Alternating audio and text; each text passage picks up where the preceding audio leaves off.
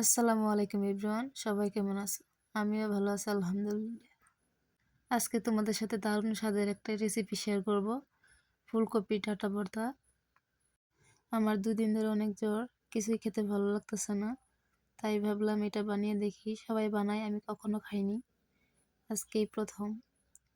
তো চলো শুরু করি রেসিপি। আর ভিডিওটি ভালো লাগলে তোমরা অবশ্যই লাইক করবে, সাবস্ক্রাইব করবে এবং অবশ্যই বেল আইকনে ক্লিক করবে। একে একে সবগুলো কপি ডাঁটা কেটে নেব। পাতা ছাড়তে হবে না, ওগুলো সহ দিয়ে দিব। আর কবির যে ডাঁটা হয় না, ভেতরের অংশ, ওটার উপরে শক্ত অংশ ফেলে দিয়ে ভেতরের অংশটুকু নিব। তোমরা সবাই আমার স্কিন কালারকে ইগনোর করে ভিডিও দেখো, কেমন?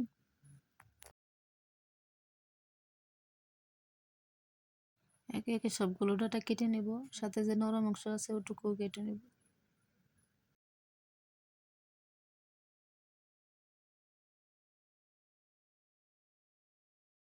কপির নরম অংশটুকু কার খেতে কেমন লাগে জানি না, আমার কিন্তু ভালোই লাগে খেতে।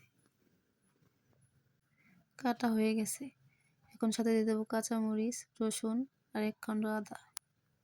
ভালোভাবে ধুয়ে নিব যাতে ময়লা না থাকে।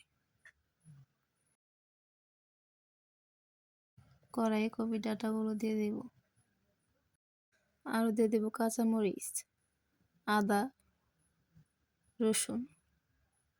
অল্প একটু পানি দিয়ে ভালোভাবে সিদ্ধ করে নেব। সেদ্ধ হয়ে গেছে, এগুলো এখন পাটায় বেটে নেব।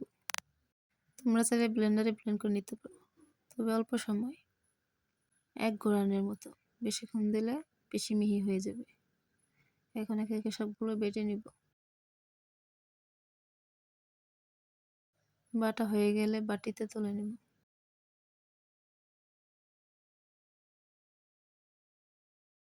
কড়াই অল্প পরিমাণ তেল দিয়ে তাতে কালো জিরা ফোড়ন দিয়ে দিয়ে দেব পেঁয়াজ কুচি।